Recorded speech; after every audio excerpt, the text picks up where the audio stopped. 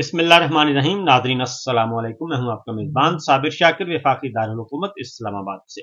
कुछ ताज़ा तरीन इत्तलाआत और हम अपने आप से शेयर करते हैं। हम आपको लिए चलते हैं फिलफौर एक प्रेस कॉन्फ्रेंस की तरफ, जो कि पाकिस्तान तहरीक इंसाफ के रहनुमाओं ने की है। पहले जरा उनकी गुफ्तगू सुन लें, क्योंकि काफ़ी उनकी एक्टिविटीज़, कुछ सियासी सरगर्मियाँ बढ़ गई हैं। और चूँकि पाकिस्तान में कौमी ज़राए इब्लाग में, टीवी चैनल्स पे उनकी आवाज़ को दबाया जाता है, इसलिए हम उनकी पूरी गुफ्तगू आपको सुनवाते हैं। जब हमारी हुकूमत थी तो एक वेलफेयर स्टेट के लिए एक सीरियस किस्म की एफर्ट जो थी उसको इनिशिएट किया गया था, उसको शुरू किया गया था। अनफॉर्चुनेटली बीच मंचदार के इसको डिरेल किया गया और वो हमारा जो एक विज़न था, खान साहब का जो विज़न था इमरान खान का, वो अनफॉर्चुनेटली पाया तकमील तक नहीं पहुंच सका। तो हम इस आज के दिन लेबर डे के ऊपर हम अपने वर्कर कम्युनिटी के साथ इजहार यकजहती करते हुए उनको यकीन दिलाते हैं कि इंशाअल्लाह ताला जब भी खुदा ताला ने मौका दिया कि इमरान खान दोबारा इस मुल्क के ऊपर हुकूमत करेंगे, तो सबसे पहली प्रायोरिटी जो होगी वो वर्कर कम्युनिटी की वेलफेयर होगी। वर्कर हो या किसान हो या जो भी हो, जिसके ऊपर रियासत जो है वो उसकी मजबूती और उसकी सेहत जो है वो डिपेंड करती है। सबसे ज़्यादा कंट्रीब्यूशन जो है उन लोगों में करनी है। तो इंशाअल्लाह ताला अनकरीब तो इस मौके के ऊपर पार्टी की तरफ से उनके साथ कंप्लीट यकजहती के इजहार के साथ आगे बढ़ते हैं। कल एक तमाशा लगाया गया टीवी के ऊपर। सुप्रीम कोर्ट की प्रोसीडिंग्स हो रही थी उन 6 लेटर्स के बारे में जो कि इस्लामाबाद हाई कोर्ट के चीफ जज साहिबान ने 6 जज साहिबान ने लिखा हुआ है। जैसा कि मैं एक पहले प्रेस कॉन्फ्रेंस में कह चुका हूँ कि होना तो ये चाहिए था कि उस लेटर के जो मंदरजात थे उनके ऐन मुताबिक आगे बढ़ा जाता। वो ख़त जो था वो सुप्रीम जुडिशल काउंसिल को एड्रेस किया गया था, so it deserved notice by the chief justice under article 184(3). लेकिन अनफॉर्चुनेटली वैसा नहीं किया गया और वो एग्जीक्यूटिव को एड्रेस फॉरवर्ड किया गया और चीफ प्राइम मिनिस्टर साहब को ये कहा गया कि जी आप एक कमीशन बनाइए और उसकी जो उसके हेड को भी आप ही उसका तयन करें और वो इस मामले को देखे। अब हमें नहीं भूलना चाहिए कि उस लेटर में जो 2 लोगों जिनको इम्प्लिकेट किया गया था उनमें से एक एग्जीक्यूटिव भी था, दूसरा ऑफ कोर्स इंटेलिजेंस एजेंसीज हैं और उनके ऑपरेटर्स हैं। तो एक इम्प्लिकेटेड शख्स को रिस्पॉन्सिबिलिटी देना कि जी आप ही कमीशन बनाएं और आप ही इसका हेड मुकर्रर करें ताकि वो इसको इंक्वायर कर सके, इसको देख सके कि क्या है, वो खुद बजाते खुद एक क्राइम था, हमारी नज़र में एक जुर्म था जिसके मुर्तकिब चीफ जस्टिस साहब हुए थे। लेकिन उसके बाद करना ये हुआ कि जिन साहब को उसका हेड बनाया गया, उन्होंने रिक्यूज़ किया। उन्होंने कहा जी कि मैं एग्जिस्टिंग TORs के अंडर काम नहीं कर सकता और मैं जस्टिस नहीं कर सकूँगा। तो उसके बाद अंडर कंपल्शन चीफ जस्टिस साहब ने उसका नोटिस लिया, सो मोटो लिया और 7 जजेस का, ये 7 जजेस का, तो एक रिक्यूज़ कर गया था। 7 जजेस का बेंच कॉन्स्टिट्यूट किया और वो रिक्यूज़ कर गया।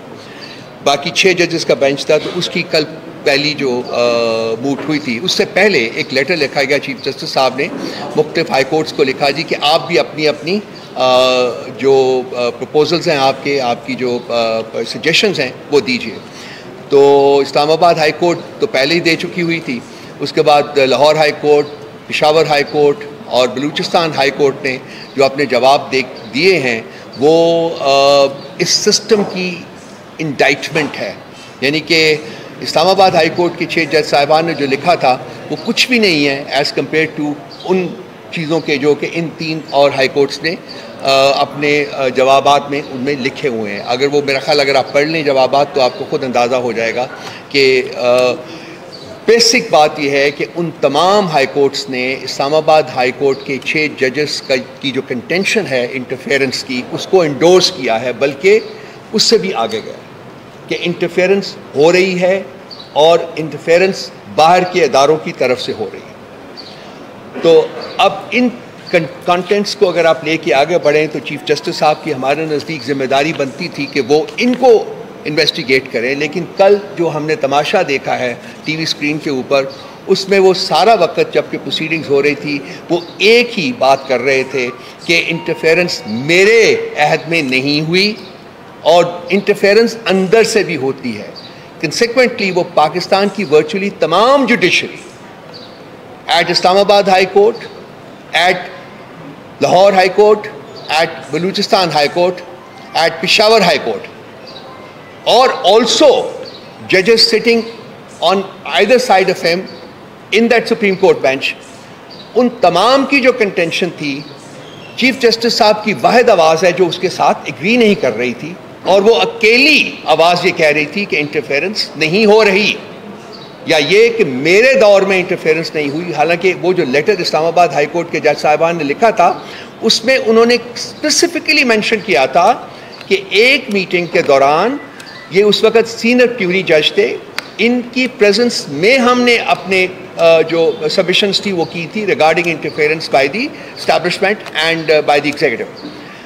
तो इनका ये कहना कि जी इनके दौर में नहीं हुआ डज नॉट मीन कि इंटरफेरेंस नहीं होती रही या इंटरफेरेंस नहीं हो रही। हमारी कंटेंशन ये है, जैसे कि पाकिस्तान के तमाम जज साहिबान की वर्चुअली अब ये कंटेंशन है कि इंटरफेरेंस पास्ट में होती रही है और अब भी हो रही है, और जब तक हम कोई क्रेडिबल मैकेनिज्म्स नहीं डेवलप करेंगे उस वक्त तक होती रहेगी। और इन क्रेडिबल मैकेनिज्म के साथ साथ एक और इम्पॉर्टेंट चीज़ ये है कि आपने उन लोगों को जिनको original letter of the Islamabad high court में इम्प्लिकेट किया गया है, that means the executive and the intelligence agencies and their operators, उनके खिलाफ अगर आप प्यूनिटिव एक्शन नहीं लेंगे तो ये इंटरफेरेंस जारी रहेगी। ये हमारी कंटेंशन है। सो आज की सिचुएशन जो है वो ये है कि एक तरफ पाकिस्तान के चीफ जस्टिस साहब खड़े हुए हैं और दूसरी तरफ पाकिस्तान की तमाम जुडिशरी खड़ी हुई है। ये शख्स पूरी जुडिशरी के साथ लड़ाई कर रहा है। क्यों कर रहा है? उसकी एक बैकग्राउंड है। मेरे दोस्त ने मुझे कहा था कि कुछ कहने की ज़रूरत नहीं है, मेरा ख्याल है कि आप समझते हैं। उसके बावजूद मैं सिर्फ कहूँगा कि इस सारे की जो इसको ट्रेस कर सकते हैं आप to one case, Hudaibiya paper mills. उसके ऊपर जब इनके जब उसके बाद जब इनके खिलाफ रेफरेंस किया था फैज़ाबाद धरने के सिलसिले में, फैज़ाबाद धरने के बाद गया था, तो उसमें भी इन्होंने मेरिट के ऊपर रिस्पॉन्स नहीं किया था और बिल्कुल आले शरीफैन की तरह इन्होंने भी एक टेक्निकलिटी का सहारा लेके अपने आप को बचाया था कि मैं किसी और की बिस्किट्स की रिस्पॉन्सिबिलिटी नहीं ले सकता। आले शरीफैन की तरह रसीदें इन्होंने भी नहीं दी थी कि ये प्रॉपर्टीज़ कहाँ से आई हैं। सो एक सिर्फ केस को अपने जहन में रखिए और उनका कॉन्डक्ट मेरा ख्याल है कि आपको समझ आ जाएगी। ओवर टू अबू ज़र। इधर ही बढ़ा भाई। हाँ, ये मैं कर देता हूँ, आप बैठ, आप करें, मैं करता हूँ, आप बात शुरू करें। बिस्मिल्लाह करें आप। जी, बिस्मिल्लाहिर्रहमानिर्रहीम। देखिए, ये जो इशू है ये मेरी नज़र में जो इस वक्त जुडिशरी का है, ये इंडिपेंडेंस ऑफ जुडिशरी है जो हमारे आइन के अंदर एक सैलिएंट फीचर है। ये सुप्रीम कोर्ट खुद कह चुकी है 2015 में कि इंडिपेंडेंस ऑफ जुडिशरी जो है वो आपका बुनियादी खदोखाल जो है आपके आइन के अंदर, उसके अंदर फॉल करता है और इस पे बिल्कुल कॉम्प्रोमाइज़ नहीं हो सकता। अब जो इंडिपेंडेंस ऑफ जुडिशरी है वो जुडिशरी का अपना ज़ाती इशू भी नहीं है। मैं आपको बताता हूँ क्यों। देखें, आपके आइन के है अंदर वो कहते हैं एक्सेस टू जस्टिस जो है, जो हम सब पाकिस्तानियों का है, वो एक बुनियादी हक है जो हर उस शख्स पे जो इस मुल्क का शहरी है वो उसका बुनियादी हक है, एक्सेस टू जस्टिस।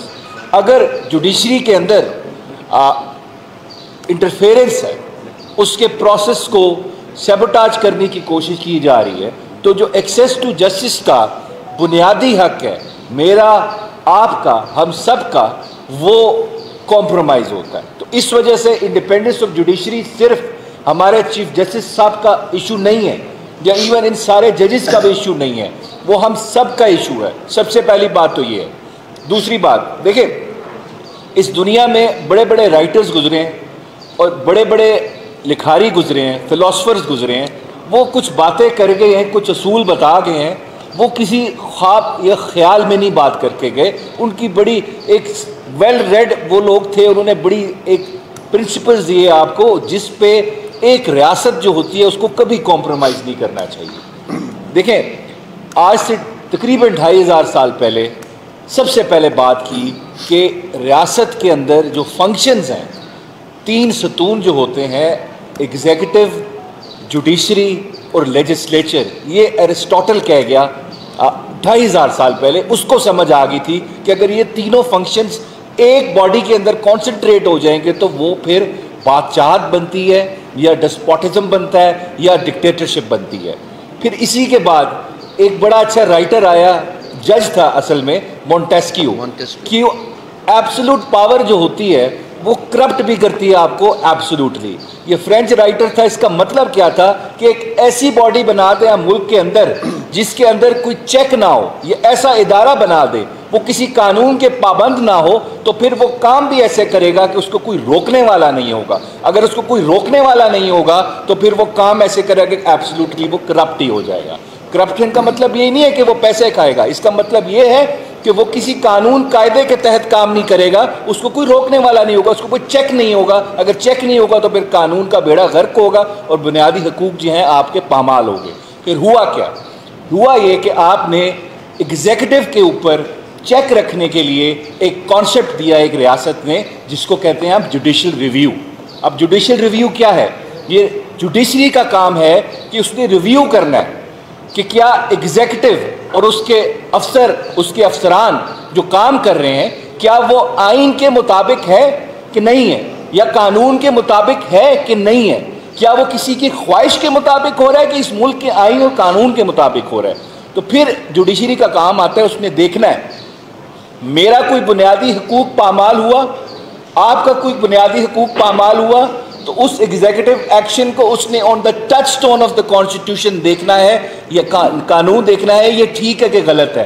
तो इसके लिए अगर जुडिशरी को इतनी बड़ी जिम्मेदारी दी गई है तो उसमें बुनियादी बात क्या होगी कि जुडिशरी उस एग्जीक्यूटिव के इन्फ्लुएंस से बाहर हो।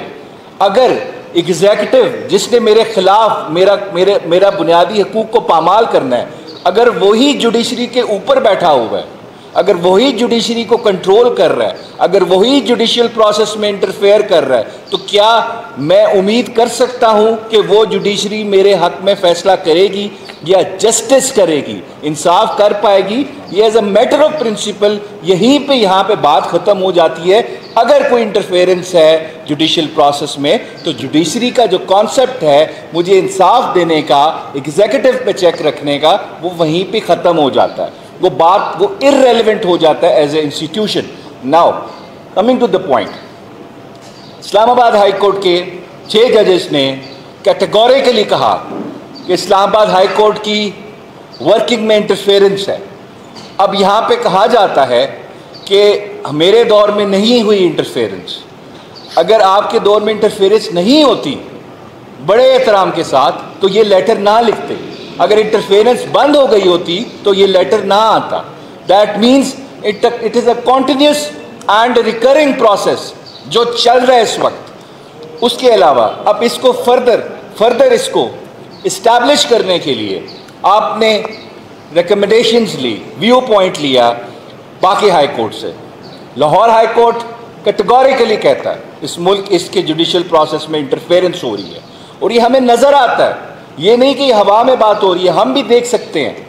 कोई जज पाकिस्तान तहरीक इंसाफ के किसी कैंडिडेट को अगर रिलीफ देता था, पिछले मैं 2 साल का बता रहा हूँ आपको, मैं लाहौर हाई कोर्ट में ज़्यादा मेरी प्रैक्टिस है, तो उस जज की इधर ट्रांसफ़र मुल्तान बेंच में हो जाती थी, या पिंडी बेंच में हो जाती थी, या बहावलपुर बेंच में हो जाती थी। उसके अलावा आपको पेशावर हाई कोर्ट ने क्लियरली कह दिया है कि हमें नॉन स्टेक एक्टर से भी बॉर्डर्स के बाहर से धमकियां मिली हैं पॉलिटिकल केसेस में। अगर हम इंसाफ करना चाह रहे तो हमें रोकने के लिए। क्वेटा हाई कोर्ट ने तो शेरो शायरी भी लिख दी है और बड़े क्लियर वर्ड्स में बता दिया है कि इस मुल्क के जुडिशियल प्रोसेस में इंटरफेरेंस हो रही है, हमें इंसाफ करने से रोका जा रहा है। इसके साथ जजेस आपके खुद कह रहे हैं, और ये जजेस अगर कह रहे हैं तो इसके साथ प्रिजम्पशन ऑफ ट्रुथ अटैच होगी। उनको क्या शौक है बताने का कि हमारे पास इंटरफेरेंस चल रही है, हमारा प्रोसेस में इंटरफेरेंस हो रही है।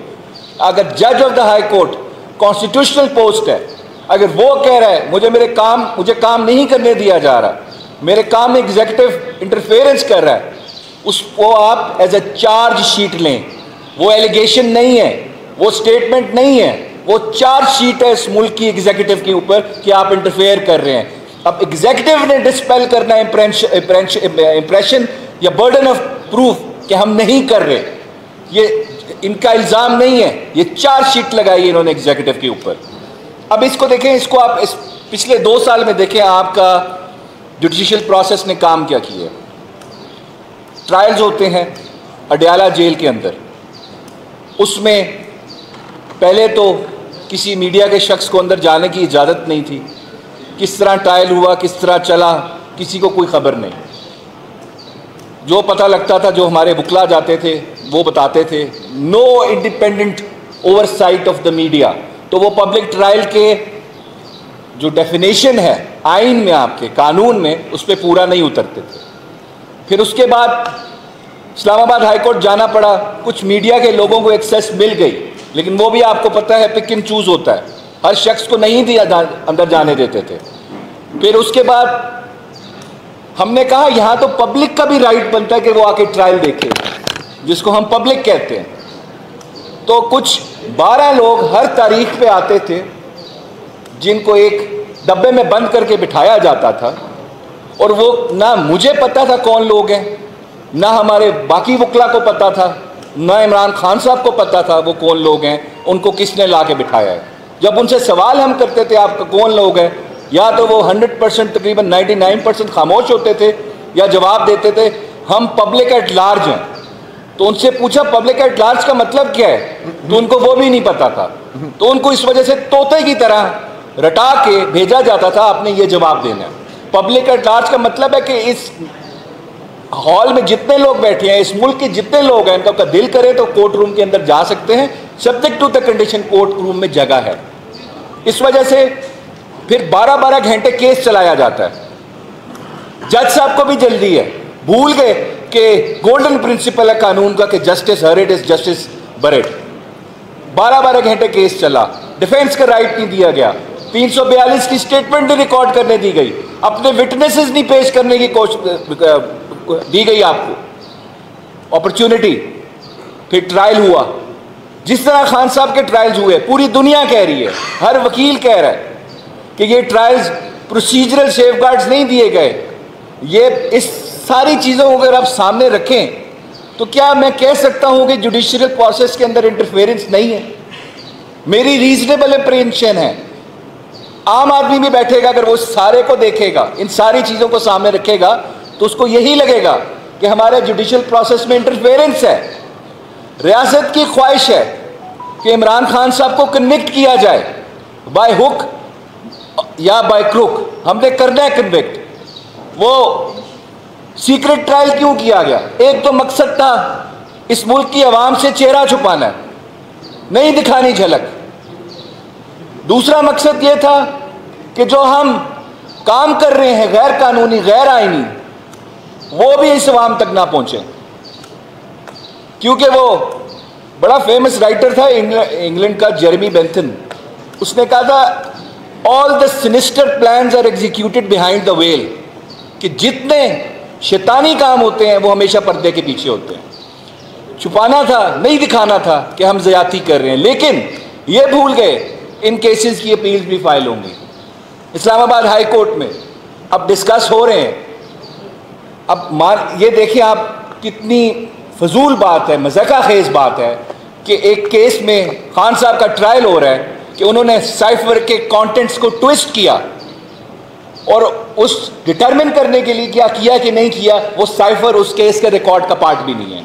तो कैसे आपको पता लगा वो ट्विस्ट हुआ? आपने ओरिजिनल से कंपेयर किया? यही चीज़ें छुपाई गई ताकि लोग ना बोलें, लोग सवाल ना करें, मीडिया सवाल ना करे कि ये आप क्या कर रहे हैं, आप क्या ट्रायल कर रहे हैं। इस वजह से हमारा इस वक्त देखें, एक और बात भी मैं यहाँ पे कर दूँ साथ, ये रिकॉर्ड की बात कर रहा हूँ, इल्ज़ाम नहीं लगा रहा मैं।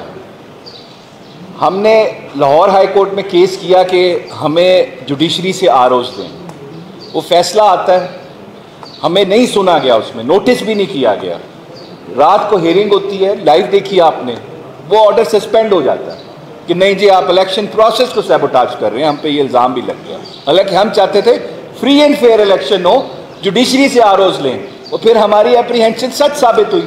वो आपने देख लिया, ये तो आरओज़ ने जो बेड़ा गर्क कर लिया, 55 अरब रुपया अवाम का ज़ाया किया कि चोरी हुआ, मैंडेट वाले लोग हमारे ऊपर नाफिज कर दिए, सबको पता है फॉर्म 45 पे क्या हुआ। फिर बल्ले के निशान के केस की जजमेंट आती है, इलेक्शन कमीशन फिर हमारे खिलाफ चला जाता है सुप्रीम कोर्ट में, फिर वो रात को केस फिक्स होता है, वो डिसाइड हो जाता है।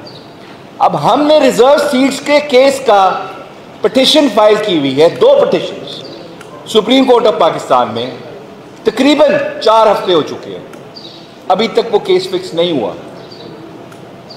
हमने फॉर्म 45 से रिलेटेड ओवरऑल रिगिंग प्रोसेस में जो धांधली हुई है, जो आरओज़ का घिनौना किरदार था इस इलेक्शन में, हमने पिटिशन फाइल की, वो अभी तक फिक्स नहीं हुई।